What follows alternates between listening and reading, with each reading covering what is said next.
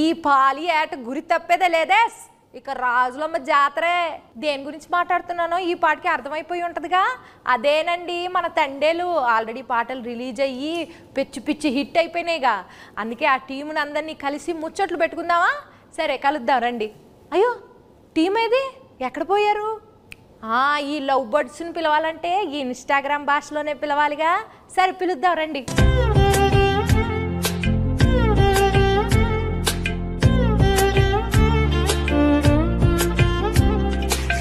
నమస్కారం అందరికీ. ఎలా ఉన్నారు అందరూ? ఎందుకు పల్లవమ్మా అలా నవ్వుతున్నావు? స్లాంగ్ మారింది, మెథడ్ యాక్టింగ్ అంటారు కదా, అలాగా కొంచెం శ్రీకాకుళం స్లాంగ్ బానే ఉందండి. మీరు ట్రై చేస్తే మాకు తమ్మునీళ్ళు నెయిలింగ్లు బాగా వస్తాయండి. మరి మా శ్రీకాకుళంలో శాపలాలు మేము అంతేనండి. శాపలాలు మా గురించి సినిమా తీశారు మీరు, చందుబాబు గారు. మరి ఆ సినిమాలో మీరు ఒక్కొక్క క్యారెక్టర్ని ఆ ప్రదేశానికి వెళ్ళి మరి చెక్కింగ్లు చేసి మరి తీసారా? ఇది మామూలుగా ఊహించుకుని రాసిన కథ కాదు, ఇది జరిగిన కథ. సో ఈ కథ ఫస్ట్ గీతార్ట్స్కి వచ్చింది, అరవింద్ గారికి, బన్నివాస్ గారికి వచ్చిందన్నమాట. అండ్ అందరికన్నా ముందు ఈ కథలో ఇన్వాల్వ్ అయింది ఎవరంటే పల్లవి గారు. మాకన్నా ముందు ఆబ్వియస్లీ ఏంటి అబద్ధం చెప్తుంటే అలా చూస్తారు నా వంక. ఇదే నిజమే కదండి అరవింద్ గారు. ఫస్ట్ రియల్ ఫ్యాక్ట్ అది నడిచింది. అది నాకు ఒక 20 పేజీలో ఇచ్చారు కోవిడ్ టైంలో. అప్పుడు వాసు గారు అప్పుడు చెప్పారు. సో అప్పుడులో వచ్చిందన్నమాట. సో ఈవిడ కొన్ని క్వశ్చన్స్ అడిగింది, ఆ క్వశ్చన్స్ బట్టి మేము కథ రాసుకున్నాం. అంతే కదండి, కథ రాసుకున్నమాట. సో అది అయిపోయిన తర్వాత వెళ్ళగా నేను దీంట్లో మళ్ళీ చేతు గారు హీరో, ఇది అందరూ సెట్ అయిన తర్వాత ఓకే ఇది నిజంగా జరిగిన కథ.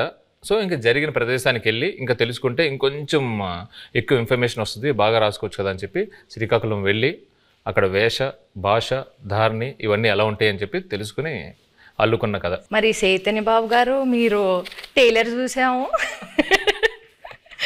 టైలర్లో రొమాంటిక్లు, ఎమోషన్లు, పాకిస్తాన్ వెళ్ళి భారత్ మాతకి జై అంటే మరి రోమాలు నిక్కబడుచుకున్నాయండి. మరి ఎట్లా చేశారండి మీరు? ఎలా చేశానంటే చందు గైడెన్స్లో చేశాను. చందు అన్నట్టు ఇది నిజంగా జరిగిన ఒక కథ. ఫస్ట్ మనకు స్టోరీగా వచ్చి మేము ఆ స్టోరీ విని బాగా ఎక్సైట్ అయ్యి ఆ తర్వాత చందు ఒక స్క్రీన్ ప్లే, ఒక సినిమాటిక్ లాంగ్వేజ్లోకి తీసుకొచ్చాడు.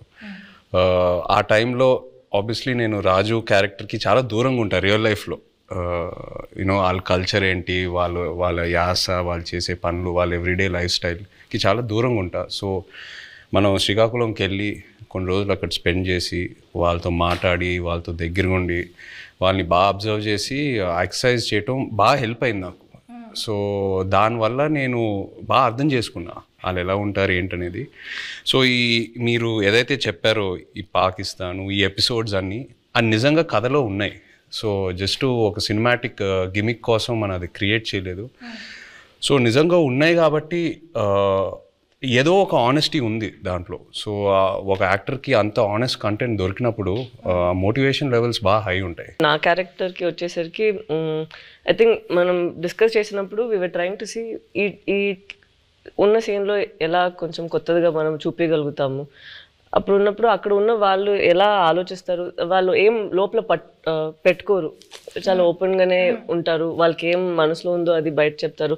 అండ్ ది వెరీ అన్ఫిల్టర్డ్ అని చెప్తారు కదా. ఏంటి అంతా నేను అలానే అడగబోతున్నానండి మిమ్మల్ని. మనసులో ఏం పెట్టుకోకుండా అడిగేస్తానండి అన్ని. అదే సో అలానే క్యారెక్టర్స్ని కూడా చేశారు. మీరు సాంగ్స్, టీజర్స్ ఏది చూసినా ఫోన్ మీద ఎక్కువ షార్ట్స్ ఉంటాయి, సెల్ ఫోన్తో. ఎందుకంటే నిజంగా రాజు క్యారెక్టర్ 9 నెలలు అలా సముద్రంలోనే ఉంటాడు. ఓన్లీ 3 నెలలు ఊరు శ్రీకాకుళంకి వచ్చి సత్యత బుజ్జితల్లితో ఉంటాడు. సో ఇంకా ఆయన ఆ 9 monthsలో కూడా వాళ్ళు జట్టీకి వచ్చిన ఆ 2 రోజులకే ఫోన్ సిగ్నల్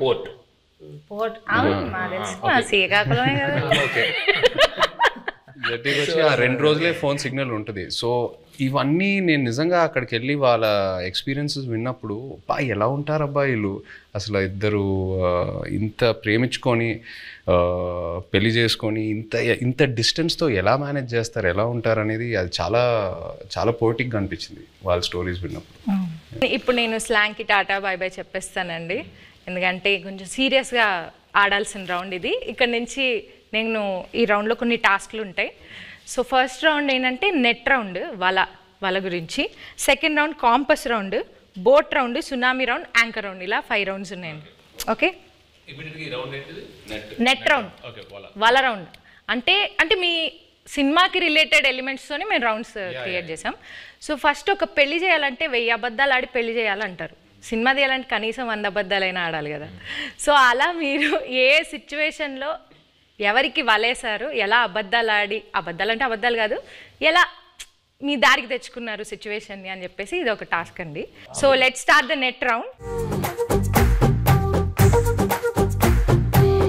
మూవీ 1.5 years అయింది కదండి, ఆల్మోస్ట్ చాలా డేట్స్ రిక్వైర్మెంట్ ఉంటుంది కదా. సో మీరు హీరోయిన్ గారి డేట్స్ని ఎలా వలేసి తీసుకున్నారు అనేది క్వశ్చన్. కొన్ని వలలు ఎలా ఉంటాయంటే నిజం చెప్పి సరెండర్ అవడంలో వాళ్ళకి వల క్రియేట్ అవుతుందని అలాగే తెలియదు. చైతన్య గారి దగ్గరికి వెళ్ళి ఈ సినిమా మామూలుగా మీరు చేసే ఇతర సినిమాలకు కాదు, దీని చాలా టైం పడుద్ది, దీని ఎండ్ డేట్ ఎప్పుడు అని అడగకూడదు, దీనికి గెడ్డం పెంచాలి, మేము చెప్పే వరకు మీరు ఆ గెడ్డం తీయకూడదు, మాకు బేసిక్గా మీ క్యారెక్టర్లో చాలా బాగుంటారు కానీ ఈ 2 కండిషన్లకు మీరు ఒప్పుకుంటారా లేదా అని డౌట్ ఉండి మా వాళ్ళు ఎవరు మాట్లాడకుండా నన్ను ముందుకు తోశారు, అందుకు నేను వచ్చాను మీ దగ్గరికి అని అన్నాను. అసలు అరవింద్ గారు ఇంత ఇంట్రెస్ట్గా ఇలాగ అసలు నన్ను ఎండ్ డేట్ కూడా అడగకంటే అసలు చాలా బడ్జెట్ పెట్టుకుని చాలా బాగా తీయాలనుకుంటున్నారు అన్న ఇంప్రెషన్లో పడిపోయాడా నా వల్ల అనేది నాకు అర్థమైంది. వెంటనే వల్ల పడిపోయారండి. పడిపోయారు. మరి పల్లవిని వల్ల వేసింది డైరెక్టర్ గారు వాసు గారు. ఓకే, పడిపోయిన తర్వాత మా ఆఫీస్కి వచ్చారు, అప్పుడు నేను వలలో పట్టుకున్నాను. హీరోయిన్ గారికి ప్రొడ్యూసర్ గారికి ఎలా ఈ స్టోరీ చెప్పి కన్విన్స్ చేయడానికి ఎలా వలేశారు? అంటే ఇది స్టోరీ నాకు అటు నుంచి వచ్చిందేనండి. ఓకే, స్టోరీ అటు నుంచి వచ్చింది. మేము మల్టిపుల్ స్టోరీస్ గురించి మాట్లాడుకుంటున్నప్పుడు ఈ స్టోరీ బాగుంది అని చెప్పి నేనే అడిగాను. సో అలా వచ్చింది. అండ్ నాకు ఈయనకి చదువు గారికి ఎప్పటి నుంచో లాంగ్ టర్మ్ నుంచి ఉంది, ఇది బాగుంటుంది అని చెప్పి మేము డిస్కస్ చేసుకుని ఎస్ ఇది మేము చేస్తున్నామని వచ్చింది. ఇప్పుడు వాళ్ళ కాన్సెప్ట్ ఏంటంటే సరే అంటే అరవింద్ గారు ఇప్పుడు నాకు చెన్నై పంపించారన్నమాట. అమ్మ వలే ఒక చేపను పెట్టండి, కానీ వలేసిన తర్వాత తెలిసింది అది చేప కాదు తిమింగలం అనండి. పల్లవి గారు మీరు చెప్పలేదు. నాకు వల ఏం లేదు, వలే లేదు, అందరికి తెలుసు ఇక్కడ ఉన్న వాళ్ళకి వల ఏం లేదు. వలలోనే ఉన్నాం.